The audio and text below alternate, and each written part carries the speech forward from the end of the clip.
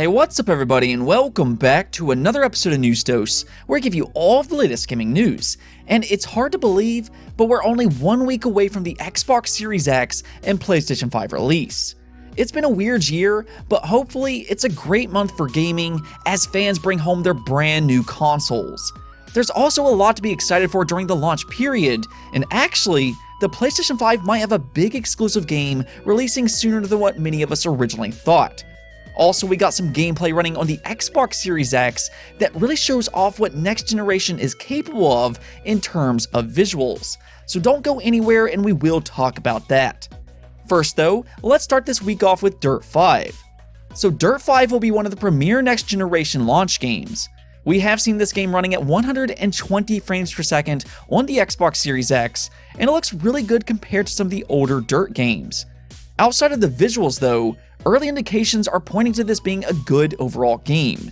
It currently sits at an 83 overall score on Metacritic, which is right in line with some of the previous installments of the franchise. It doesn't surprise me either considering the talent that's working on Dirt 5. It is being developed by Codemasters Cheshire, which is the reborn studio of developers who's worked on games like Drive Club, MotorStorm, and Onrush. Yeah, they've worked on some pretty good racing games in the past, and it looks like Dirt 5 will be yet another great racing game. So if you do pick up the PlayStation 5 or the Xbox Series X, this might be a game worth picking up. It's apparently a fun game, and hey, if you have a TV capable of running games at 120 frames per second, this might be a cool game to try that option out with. Now also, we got a surprising reveal over the weekend. So earlier this year, Vampires the Masquerade Bloodlines 2 was announced, which a lot of fans seem to be really excited about this one. The original was a beloved RPG on the PC, and after 16 years, it looks like it's finally going to get a big-time sequel. I know some are a little bit worried about the development because they changed their narrative designers, but hopefully, it turns out well after the long wait. The thing is, apparently Hardsuit Labs is not the only developer working on a new Bloodlines game. Yeah, so check this out. There is another studio by the name of Shark Mob working on a new Battle Royale game set in the Vampire Masquerade Bloodlines world. Now there's not any gameplay just yet, but it is expected to release sometime in 2021. Yeah, it just seems like everybody wants to take a chance at becoming the next big Battle Royale game. But even then, this is a weird one, and fans don't seem to love the idea of it. Over on YouTube, it has just a 44% like to dislike ratio, which is very telling on how this community feels about a Battle Royale edition of Bloodlines. It is known to be a single-player game, but I will say this. I think it could be interesting in the aspect it could be different from some of the other games within the Battle Royale genre. We are seeing that Battle Royales can be successful with new and interesting takes like Fall Guys. So maybe they could do something interesting here with the Bloodlines world. I can definitely understand the skepticism, but I mean, you never know. They might have something that helps it stand out from this increasingly overcrowded genre. We'll have to wait and see on that one, of course, but let me know what you think of this announcement in the comments below. Also, we got an update on Pikmin 3 that has some fans just a little bit concerned. The UK charts did release, and Pikmin 3 did not particularly get off to a fast start. In fact, it debuted at the number 7 spot with 18.5% less total sales than the original Pikmin 3 on the Wii U. Yeah, that's not a great sign considering the Wii U wasn't exactly a resounding success, but I don't think that this is the entire story. I know it's easy to look at these numbers and think that Pikmin 3 was a failure on the Switch, but I do think it's important to keep in mind that digital sales are not included here. Now you have to remember that digital sales have dramatically increased since it released on the Wii U back in 2013, so I think once you include digital sales, it's probably going to look much better on the Switch.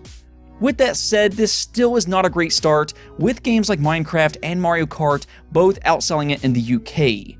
It really does seem like Pikmin 3 hasn't had a ton of buzz around it, though that shouldn't be too shocking. Pikmin is not as big as some of Nintendo's other franchises, but what it is a very good game, and something that I would highly recommend fans try out for themselves. That wasn't the only game to have a big drop-off in terms of sales though. The Dark Pictures anthology Little Hope debuted at the number 9 spot and saw a 47% decrease from the launch of 2019's Man of Medan, and then the big one was Watch Dogs Legion. This one surprisingly came in at the number 2 spot and saw a decrease of 54% compared to Watch Dogs 2. Yeah, that's a huge drop off, but once again, we gotta look at the context here. Next generation consoles are right around the corner, where a lot of fans have already invested a lot of money.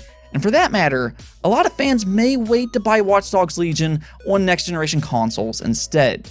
So maybe it improves over time. Now speaking of Watch Dogs Legion, Ubisoft revealed a new gameplay trailer running on the Xbox Series X, and the ray tracing looks absolutely insane in this game. This is a feature we keep hearing about, but to this point, we haven't had a lot of great examples of what exactly this technology is capable of on next generation consoles. Well, in this new trailer, you can really see how impressive ray tracing is on the Xbox Series X version. And if you look at the streets and how the lights reflect off the water, it's very impressive. Now, there is a YouTuber by the name of El Analista de Bits who shows a side-by-side comparison of the Xbox Series X and Xbox One X version, and it's a night and day difference. I will have a link to that video in the description below if you want a direct comparison of the two. Now, I have said on this channel multiple times, in terms of visuals, this will be the biggest change going into next generation. Ray tracing looks absolutely fantastic, but the problem is that it's also highly demanding, and in order for games to use this feature, you have to sacrifice performance. So in this case, Watch Dogs Legion looks incredibly impressive from a graphical standpoint, but it's also running at 30 frames per second, and that's where fans are going to have to make a tough choice. This is why you're seeing several games include all of these different options in how you play.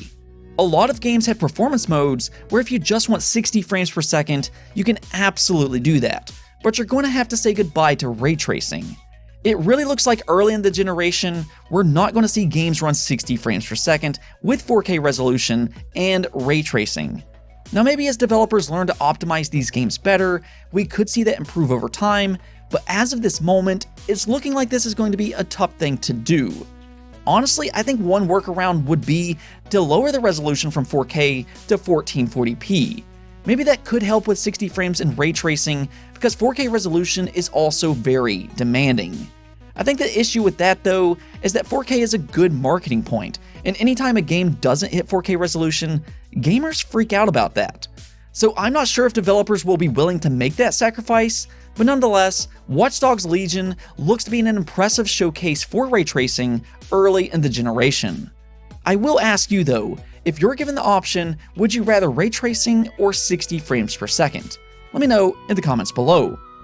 Let's talk about PlayStation though, because they had a rather busy weekend, and it looks like they may have a very big game coming out for the PlayStation 5 sooner than what some may have realized. Someone over at GT Planet discovered a YouTube ad for Gran Turismo 7, and in fine print at the bottom, it says first half of 2021 in French. Now we have speculated on this channel that Gran Turismo 7 would be coming out early for the PlayStation 5, because I do think that there have been a few teases that this is possible. I know Gran Turismo Sport only released 3 years ago, but they could reuse some of the assets from that game, which could cut down on some of the development time. There was also that leak earlier this year where Next Level Racing was seemingly teasing GT7 for a 2020 release. Of course, that's a third-party company, and GT7 is obviously not releasing in 2020, but it still could release in the first half of 2021, and this would be a very big deal. I don't think a lot of people realize how big the Gran Turismo franchise is, but it was actually at one point in time Sony's biggest PlayStation franchise. GT3 and 4 both sold well over 10 million units on the PlayStation 2, and to this day, Gran Turismo is especially popular over in Europe.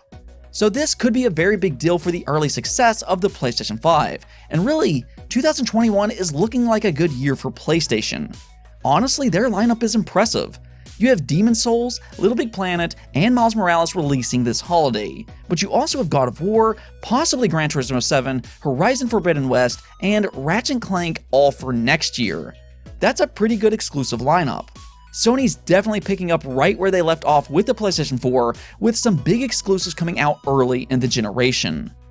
There has been that debate though, should you buy into next generation consoles early on, because a lot of these games will be cross-generation titles. Miles Morales and Little Big Planet will both be available on the PlayStation 4 as an example. This has been a little controversial after Sony seemingly misled a lot of fans over exclusivity on some of these titles, but it does look like they have confirmed at least one next generation exclusive, and that's Ratchet & Clank Rift Apart. It has now been confirmed to be a PlayStation 5 only title, and honestly, this makes sense. It really seems like Rift Apart is designed around the PlayStation 5 solid-state drive. The way you warp to different dimensions in a blink of an eye without the need to load your game is in large part because of that solid-state drive. There has been a lot of talk about the solid-state drive leading up to this generation, and I think Rift Apart will be the showcase of how you can develop a game around these fast load times. So that's pretty exciting, and it's a good reason to buy into the PlayStation 5 early on if you like the Ratchet & Clank franchise. On to our last bit of news though, and this is a bit of a letdown. A couple weeks ago, a new third-party website by the name of PlayStation 5 was making customized faceplates for the PlayStation 5 where you can swap those outer shells. Yeah, as shown by Sony, you can easily snap those plates off, which could allow for some pretty cool customized faceplates. I know a lot of people don't like its default white design, and we were already seeing a third-party company offer the option to change these shells. So a lot of fans were excited about that, including myself. Well, Sony doesn't seem to like what was happening here too much, as they put some legal pressure on this website to not only change their domain name, but also to cancel all of their pre-orders that they've already received. Yeah, that's a bit unfortunate, but it looks like if a third party wants to make some of these faceplates for the PlayStation 5, they'll probably have to go through Sony to license them. It looks like early on at the very least, they are protecting these PlayStation 5 faceplates and are not thrilled with random websites producing them. Now, I am interested to see if they do start to license them out to different third parties, or if they're just going to exclusively make them themselves. I imagine that they would, because I think that they could make a lot of extra money by selling faceplates, but for the time being, we'll have to wait and see what happens. Anyways though, that's it for this episode, but if you liked the video, don't forget to hit the bell notification and subscribe button for more content just like this. Also, if you'd like to support the channel through Patreon, thank you for making this content possible. Peace out.